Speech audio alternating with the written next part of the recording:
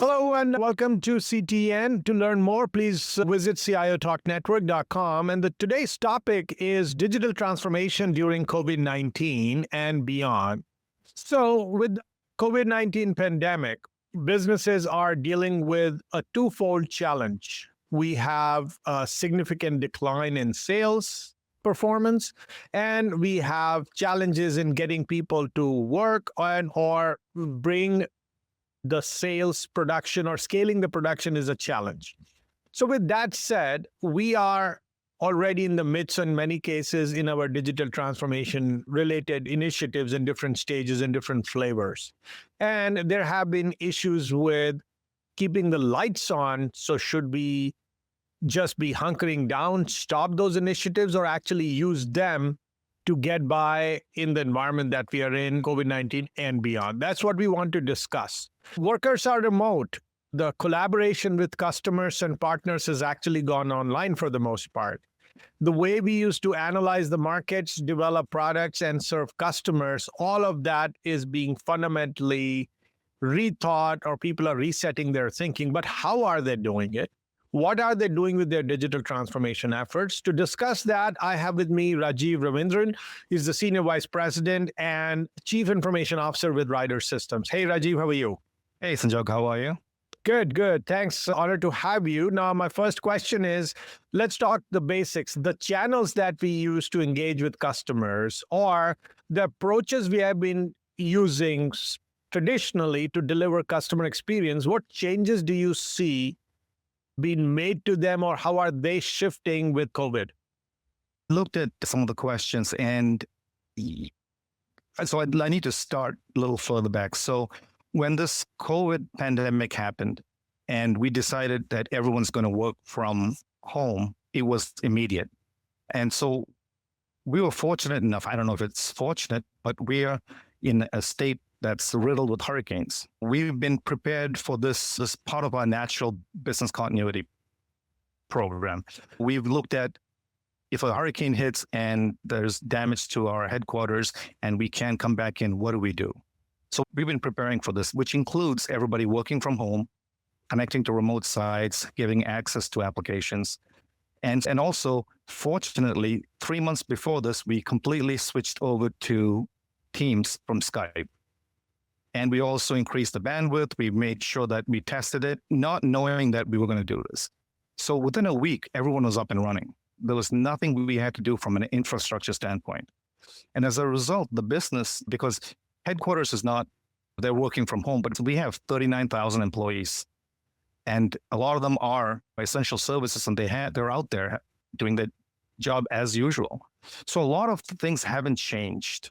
We are continuing to do business as we were before. Now, there's a decrease in business. We're picking up different areas. But fundamentally, we're looking at how we can help the customers. To talk a little bit about that, I want to talk about the application that we developed last year called Ryder Guide. It's a mobile application that creates a superior experience that allows you to manage all aspects of your fleet, anywhere, anytime, on any device, including your desktop. So what it does is it finds Ryder locations, it compares Ryder contracted fuel prices and other market fuel prices, it logs your fuel receipts, call roadside assistance or use roadside assistant wizard to open up expedited cases. You can browse used vehicle inventory, rent a vehicle, manage your fleet, access fleet detail. You can schedule maintenance. So it does quite a bit. So we're thinking about customers and our employees. And one of the new features we added was touchless check-in. This was developed to ensure speed, accuracy, and safety of the check-in process. And for our lease customers bringing in their trucks for service and maintenance. So with COVID, it's even more important. We need easy check-in. When you drive on the lot and you open your Ryder Guide application, it picks up your location and truck info and easily checks you in. Or you can take a picture of the QR code on site at the Ryder maintenance shop and scan your truck, and it populates truck data and history. So you can quickly get in and out without having had anything handing off or touching anyone. So this whole process, this came about fairly quickly. So now it goes back to how are your applications developed? Are they modular enough where you can build on it pretty quickly? And fortunately, the Ryder Guide application I talked about, we could do exactly that. Now, we have so many different business units are all looking at this and say, how can we continuously improve and help customers? How can we keep our employees safe? So both those things are on our minds every day. And any new ideas gets funneled into IT, and that becomes a priority. So the transformation is still happening. But again, you have to have the foundation to be able to move quickly. And fortunately, in some of these cases, we have been able to. So great response. Now, when you try to talk about digital transformation, it can come in all shapes and forms. And you could do it incrementally. You can do rip and replace, or you could do something in between the two. As an organization, you may have chosen to make sure that your foundation was solid, which was making sure like under the hood, whatever is happening, that stays predictable. And yes, you can make incremental changes. But outside, when you're talking to customers, they are anyways going digital, their expectations are changing. And imagine thinking 2019, till 2019 end, or maybe even till January or February when COVID had not hit, we were thinking differently about what experiences we could possibly come up with or totally fundamentally reimagine them. Customer saying, you know what, I'm pulling back on my expectations, or you are setting expectation for the customer that I would love to promise you the moon, but now is not the time. You might have to wait. And the customer is also understanding. What's the dynamic right now between the ones who are promising customer the experience and the customers themselves? So there's two components to this. One, when we talk about digital, I want to just phrase up what digital means. It's not just the technology, right? When you talk about digital, it's really a mindset shift that you have to create within the organization. So everything is customer centric. So it starts with the customer. And then when you build the application, it's with the customer in mind. So you move away from a linear thinking to a digital thinking, which is driven mostly by the inputs that you get from the customer, creating agile teams to focus on the customer demand, right? So you start shifting to a design thinking. So that's the fundamental piece that you have to have in place first. Now, from the external, the customer expectation is always increasing. Every year it increases, right? So in the transportation and logistics industry, we talk about new challenges and disruption all the time. So at Ryder, it's our job to overcome these obstacles. And the pandemic has heightened awareness of the importance of a reliable and efficient supply chain, right? Now, if you look at it, supply chain, it's now part of our general public's vocabulary. Just at my house, the amount of Amazon boxes that's coming to my door, it's unreal. I joke, I can say, I tell my family, if I could sell all these boxes, I think I could make quite a bit of money. So this is what's happening across. People are expecting it. They're waiting at home. They expect a certain time. They want to be able to look at their shipment, where it is. And so the expectation is going up. And, Ryder employees understand the role they play supporting essential businesses and embrace that sense of duty. And it's easy to understand their purpose. So they're all driven towards this goal. So we expect increased demand for more sophisticated logistics operations, as well as elevated levels of visibility, transparency, collaboration across the supply chain, as well as the rental and lease organization too. So new trends and opportunities will always emerge as a result, including an increase in nearshoring, growth in e-commerce, and last mile services. So I think the months ahead will remain challenging, but we can get through this. So we are constantly looking at these things. That makes sense? Absolutely. Now, one is to make some changes to accommodate whatever happened through the pandemic and during this transition period from like normalcy disrupted to resuming normalcy, or we could take the leap and say now there's going to be a new normal. In any of those circumstances, do you think the organizations and leaders like you should think that this is fleeting, or we should use this as an opportunity to bring some permanent shifts, which will keep us more aligned to what we are pretty sure we are going to be doing even after this COVID vaccine is out and people resume normalcy? I think it's situational. And what I mean is that I think you have to look at your organization. And if some companies, because they hadn't been preparing, they react. And then that becomes a process change, and that becomes the new norm to a certain extent.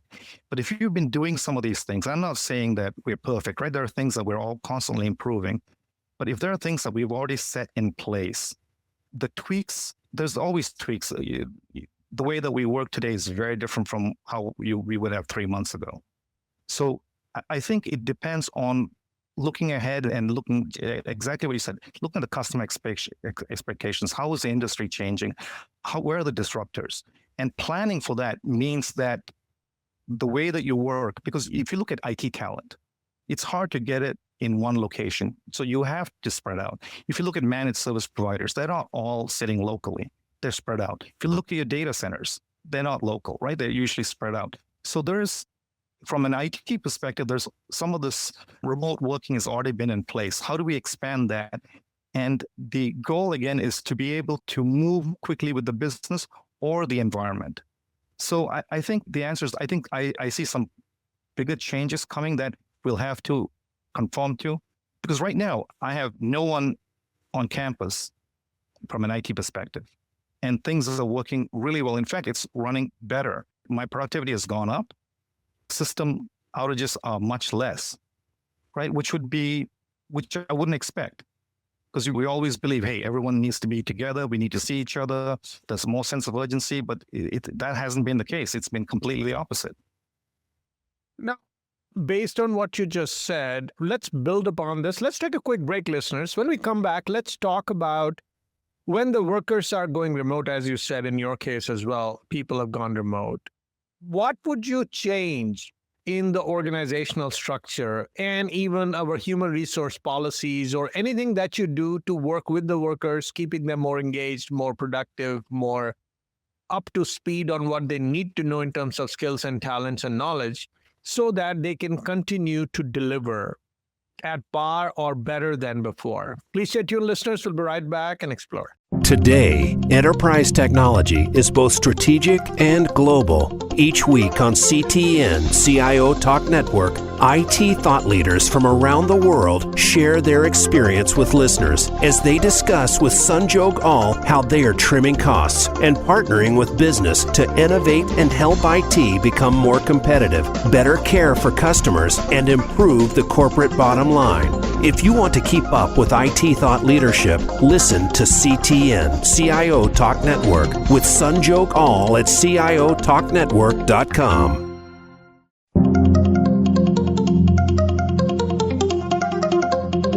You are listening to CTN CIO Talk Network with Sanjog Aul. To learn more about our program, please visit CIOTalkNetwork.com. Now, back to the show. Welcome back. We have been talking about the COVID environment, the changes in the way we are thinking about how we would serve our customers, even how we would take care of our business processes or rethink or reset them. Now let's talk about the very people which make those things happen. Now, with that said, how about looking at the aspects of workers going remote? How should we change our organizational structure, the human resource policies, and any other way that we can further optimize how an individual who works with our organization works at their best? So what have you been thinking and what have you been doing, Rajeev? When we said everyone's going to work from home, one of the biggest concerns we had was productivity. And we can spend 2 hours talking about what productivity is. I broke it down mentally into 2 components, right? There's workforce productivity, right? Which is the total amount of goods or services that workers can produce in a certain period. And there's personal productivity, right? This is the relevant, working on the right things, output of an individual in a certain period. So if you look at all the inputs coming in when somebody's working from home, you have time clocks, you have physical workspaces, you have meetings, you have devices that you can measure, there's chats, workstation, and then there's applications that you can measure. All this goes into looking at, but what's the performance against target? What are the activities and what are the outputs? So I broke this down to 2 areas. You have the metrics, tools, and tracking. So for that, we have project dashboards, we have project health scoring, we use Power BI to measure everything. We gauge weekly critical projects. And then we have PlanView, which does our time tracking and resource management, including the utilization across all areas, capital expenses, business support, production support. And this is evaluated weekly for time approval and task management for all resources, senior managers and below. So we're able to look at this from a project standpoint as well. In addition to that, we use ServiceNow for ticket tracking. So issues come in. If we have a severity one that brings down a critical application, how quickly, when did the ticket come in? How quickly was it resolved? And was it permanently fixed? So root cause analysis. And then we have Agile DevOps, we do detailed activity tracking, including commitments versus delivered, backlog management for Agile teams too. And then this technology scorecards by division, which indicates productivity by area and business support, production support. And this is also fed in by the plan view application. Then on top of all this, I get a weekly accomplishments, nothing huge technologically, but we use Excel spreadsheet. And from all these different criteria, here are the key items that we implemented or we resolved. And in my leadership meeting with my boss and my peers, we talk about, hey, here's all the accomplishments for the week, so everyone's aware. So from a productivity standpoint, there is a very strong measurement that tells us that, hey, we are moving forward. Now, that's the tools. The more important piece is the human touch. How do you connect with the employees, keep their spirits up and motivate them? So we're in our 4th month of working from home. Through this pandemic, they've been worrying about their loved ones, their job, the economy, civil unrest, nightly curfews. And if you're in Florida, to top it all off, it's hurricane season. It's never ending for them. So they're going through a lot. So that I think that the constant communication and empathy is critical. So the leadership meets every day on this topic, and each division talks about how the people are doing, what we are doing to help them. So it's a constant, it's not just a once and done. And Ryder also has an internet platform. It's a communication portal that's accessible to all employees and it can be accessed from any device. And this has created a sense of community in a tough environment. So at the leadership level, including the CEO, we're constantly communicating with employees. Employees across the nation share their stories. It's all on the portal.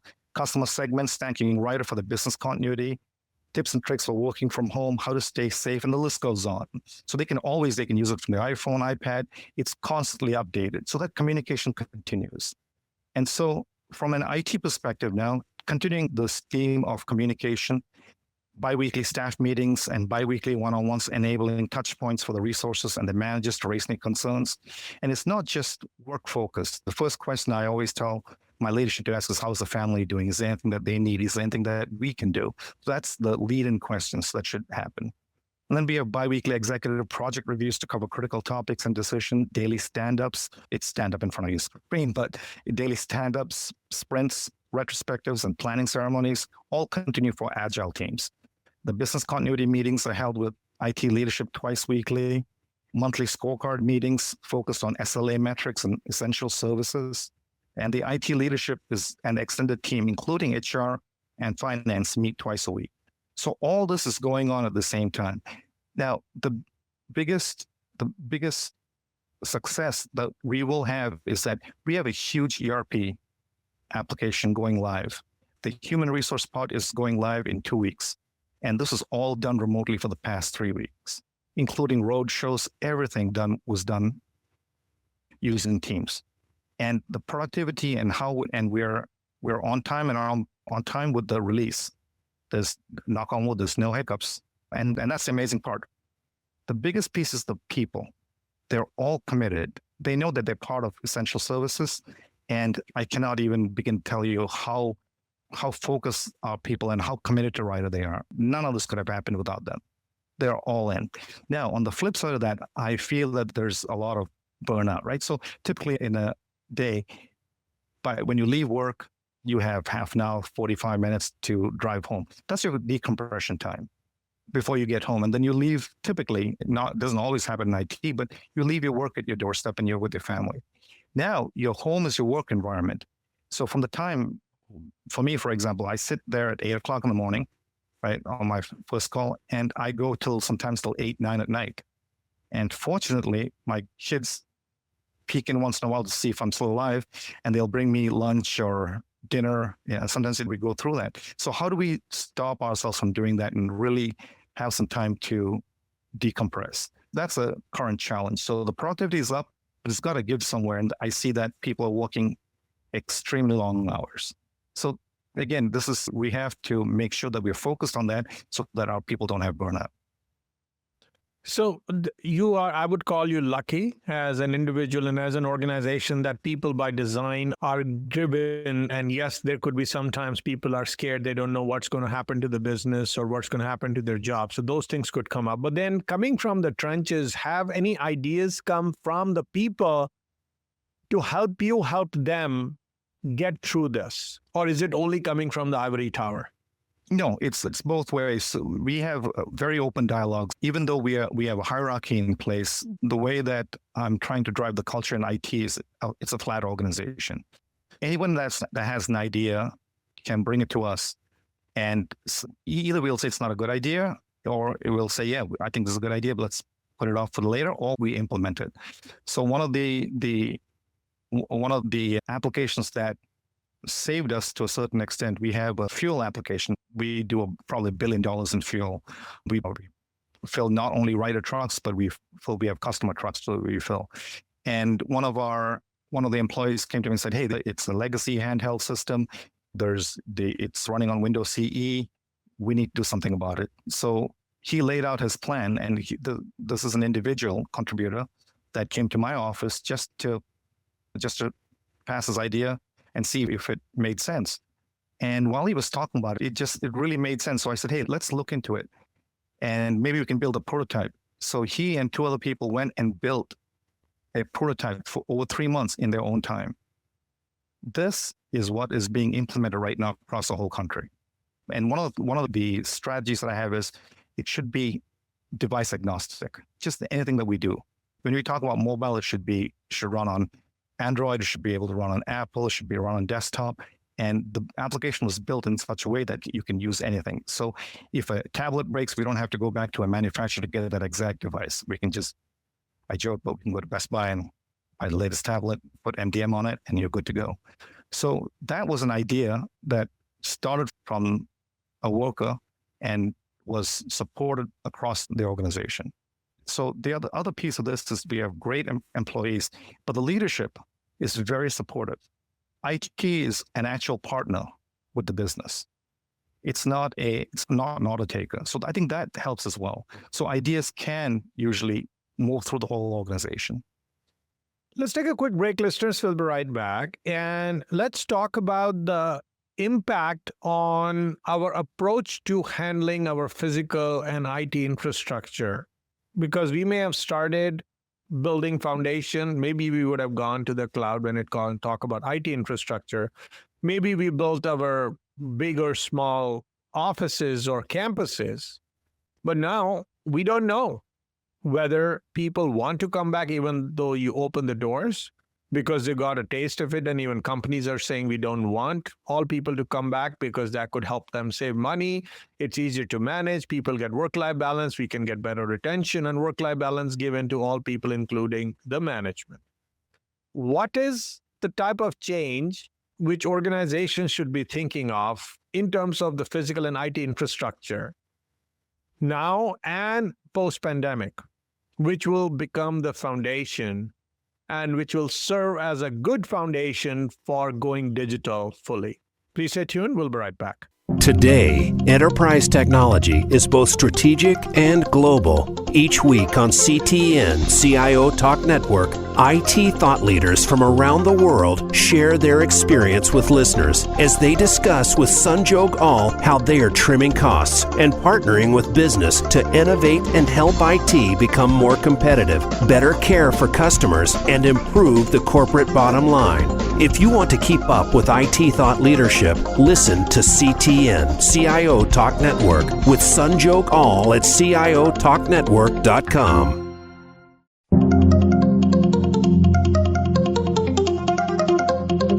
You are listening to CTN CIO Talk Network with Sanjog Aul. To learn more about our program, please visit CIOTalkNetwork.com. Now, back to the show. Welcome back. Physical and IT infrastructure. We had a different dream or a vision about what it's going to be when we are growing as a company, we are shrinking as a company, or whatever we are doing with IT infrastructure going to cloud. People had totally different sets of visions and strategies. Come pandemic, And even the way things are looking post-pandemic, companies are fundamentally thinking, should I bring people back to a physical office? Or should we let them be there? What should be the change in the infrastructure we bring? How scalable should we make our IT infrastructure so that it gives us the best bang for the buck and allows the business to still prosper moving forward, because business must go on. What are you guys thinking at Ryder, and what do you recommend other people do to even shape this thinking process? Because you may not have all the answers yet. You started with the infrastructure and you talked about cloud. The way that the infrastructure is laid out currently for us, a lot of our applications are either remote in our own data centers, which is fully accessible by us, or we have cloud. For example, this ERP implementation that I talked about, it's all cloud-based. So connectivity to any of the equipment is not, you don't have to be physically present. You can do it remotely. So that's the key.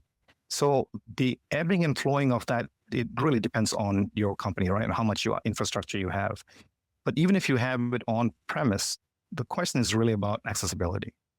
And I talked a little bit about the fact that we haven't had to come in to the organization to do any of the work, except get physical equipment out of the building once in a while.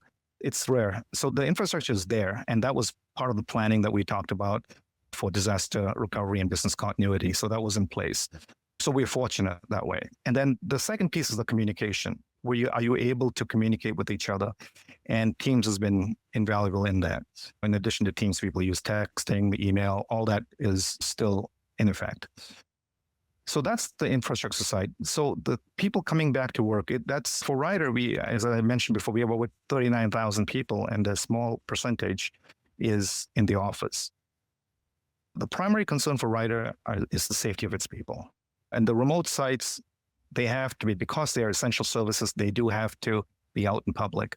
We have spent a lot of time making sure that they're safe with the personal protection, a lot of extensive cleaning equipment, locations. So we're ahead of that. And I also mentioned that the leadership team meets on a daily basis. And these are the discussions. Are we taking care of our people in our locations? Are we safe? What more do we need to do? So that happens all the time. That's happening right now. So whether the people come back to the office, when and where, I don't know.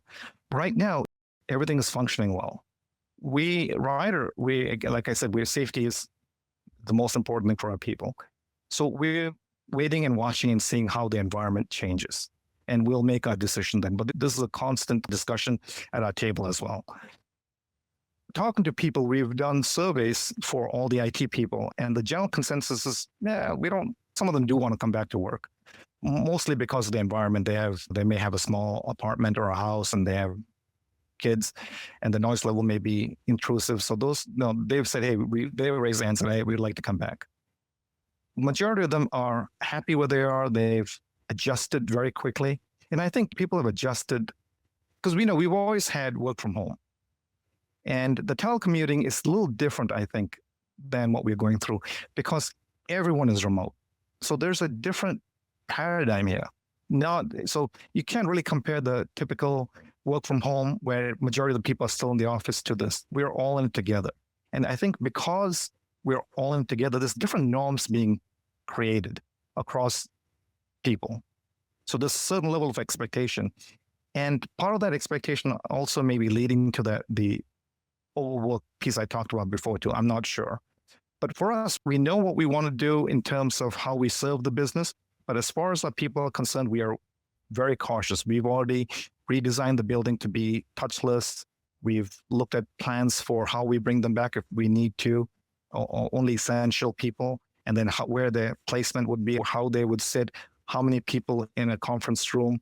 So we've gone through the whole design of coming back to work, but we're not ready to implement it because we're still watching. Now, that said, now let's look at the other side where data and analytics, which is utilized, or people say digital is nothing else but data and analytics.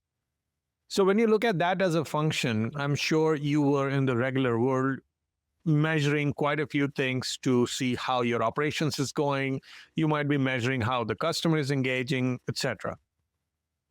Come COVID and beyond, would you have refined, would you have redefined, would you have fundamentally introduced some new parameters, some new dimensions to your data collection and or analysis so that you stay equally competitive, equally knowledgeable, and equally vigilant on what's happening given the disruption that's happening at multiple levels?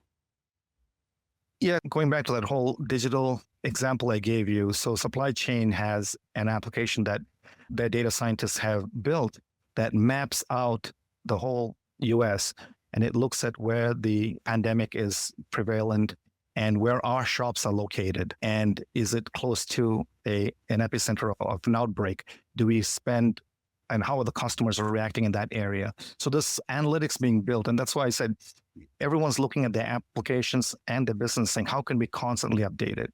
So these are the projects that crop up to say, is there a better way? It could be routing, it could be reprioritizing customers, it could be looking at new opportunities, because there's a lot of companies that have also fallen by the wayside because they couldn't keep up, right? They couldn't keep up with the shutdowns. So are there things that we can help those customers that's been stranded? So there's that analysis is going on, and this is done a lot with data. So we have a map that tells you real time what's happening in our whole ecosystem. Now, one is to build the spot solutions like for supply chain, you did it, right? Another is to think strategically. The dimensions that you used to use for data and analytics, data collection, and then downstream analytics, they were built based on some strategy that what do you need to know about your business? How far ahead do you want to stay of how customer is going to be reacting so you can anticipate their demand and improve your supply chain and improve other areas of your business? Anything which pandemic did that would have a material impact in the way the very factors that you're going to look at, the areas which you're going to measure. So it's a good question. We've been doing that already. So it's not completed. There's multiple areas that's actually looking at what is the future strategy for the managing customers as well as improving our efficiency. But I'm not aware of the pandemic being placed on top of that yet. They may be, some of the different areas may be doing it, but I've seen the analytics that we do, even the pre-pandemic to current, that strategy is still ongoing. So data is one of our big strategies. And we're looking at, right now, some of the things that we've done that's not specific to this is we've created data lakes so that the business, so with data, we're trying to have the business folks become self-serving, right? They don't have to rely on IT. So we've built data lakes.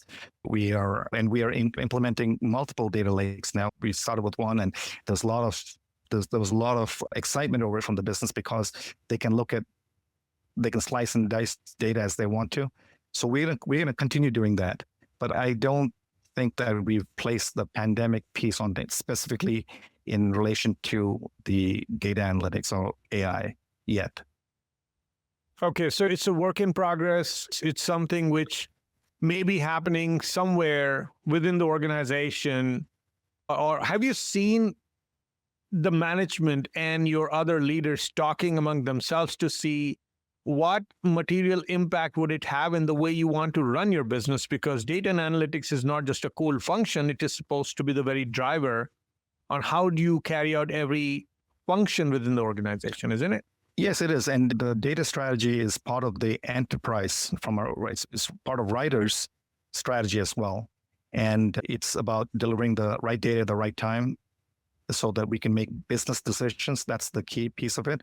How do we create relevant data, right? Because if you look at it's an 87-year-old company, if you look at the volume of data that we have, it's huge, right? Telematics. How do we give the customers insight into where their truck is, where their fleet is?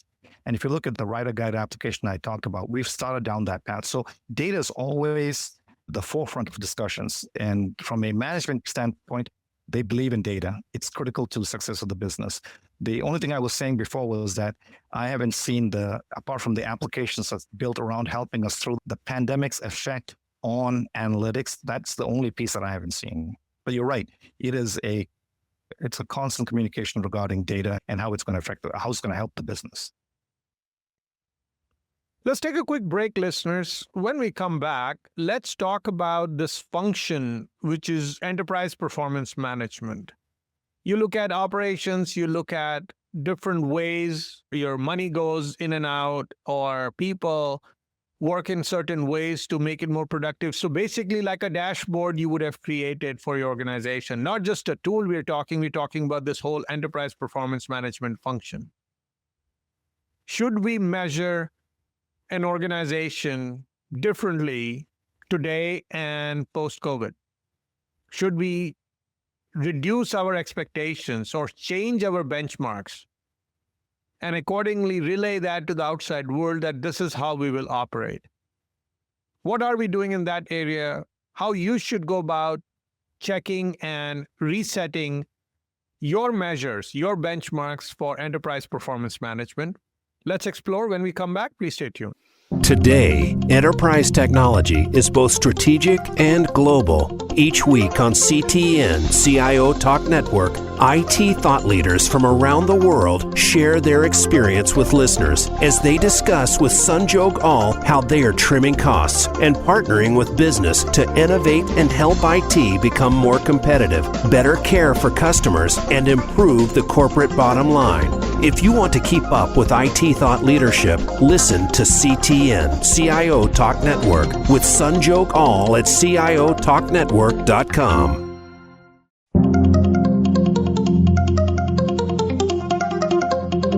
You are listening to CTN CIO Talk Network with Sanjog Aul. To learn more about our program, please visit CIOTalkNetwork.com. Now, back to the show.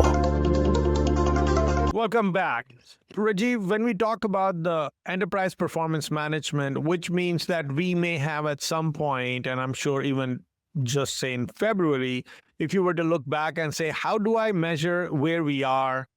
How are we performing as a business? You may have some metric, some benchmarks, some results over time, which you have looked at as a baseline to see how better we can get and continue to do those initiatives to get better.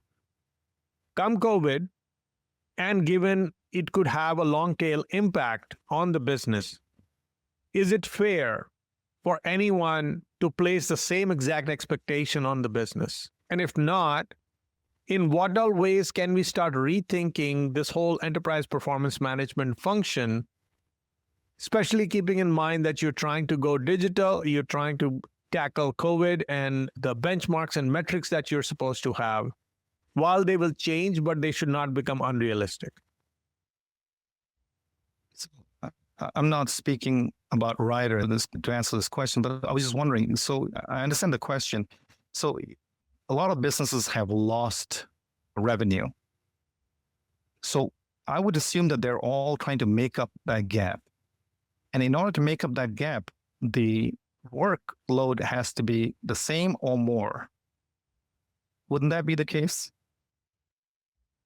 It may be, but the people who are doing the work, the kind of expectations that will come, so work is perhaps looked better if looked in a context. That the same customer who wanted to work with you, they may need different kind of services at a different scale or at a different price, and maybe a different product, because their needs might have changed. That means the measures of saying we are totally satisfying this customer, that might be out of the window altogether, or it might need material shifts. I haven't seen that piece of it because part of Ryder's goals is always to make sure that we go above and beyond for the customer. And it's a trickle down. So we have new businesses still coming online, and we are opening up, especially on the supply chain side. We are working weekends and nights, as we have done in the past when a new customer goes live. That really hasn't changed. In fact, we're looking at hiring more people to help with the growth in that area. So I think the customer expectations, and we touched on this in several of the different aspects as we're going through this conversation, I think the customer expectations are still high. Now, they may have some changes that they need to implement because they're not functioning the same way they were. So Ryder is always partnering with them to make sure that their needs are met as well. So there is some ebb and flow within individual customers, but as a whole, I think we're still marching forward to make sure that we satisfy our customer needs.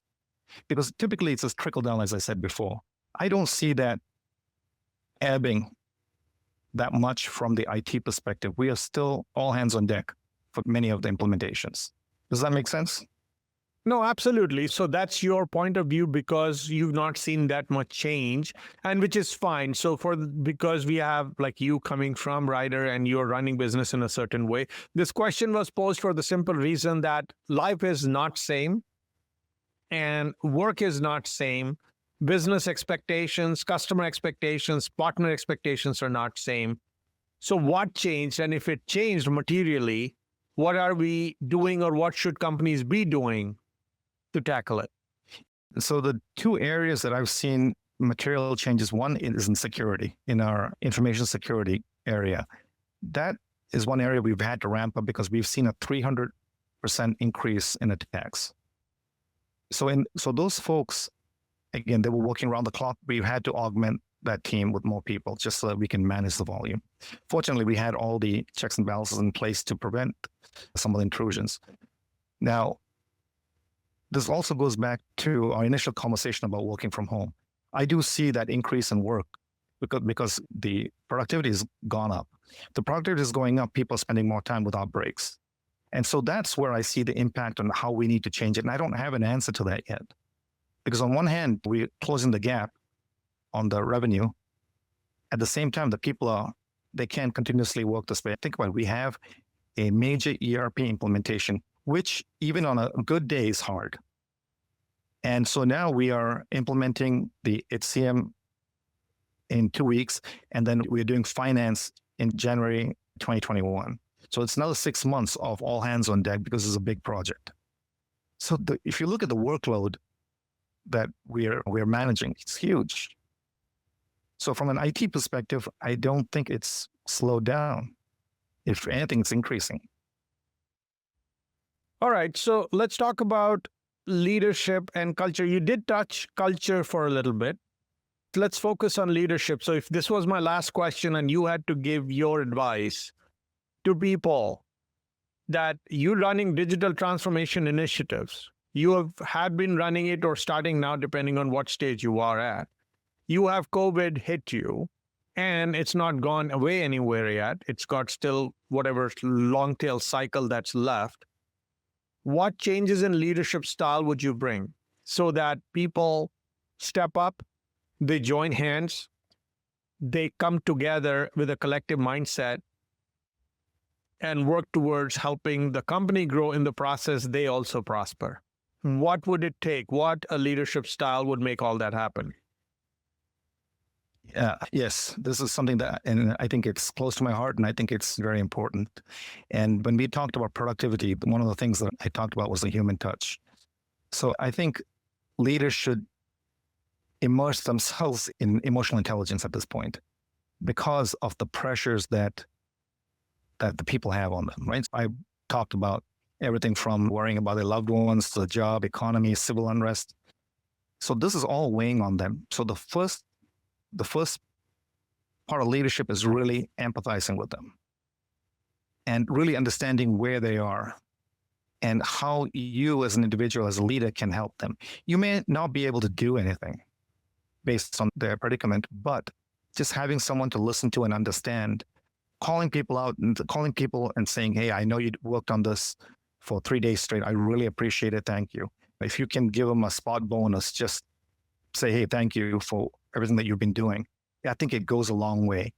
When they hear from their leaders, that constant communication and the sincerity with which you deliver some of these messages, I think is critical.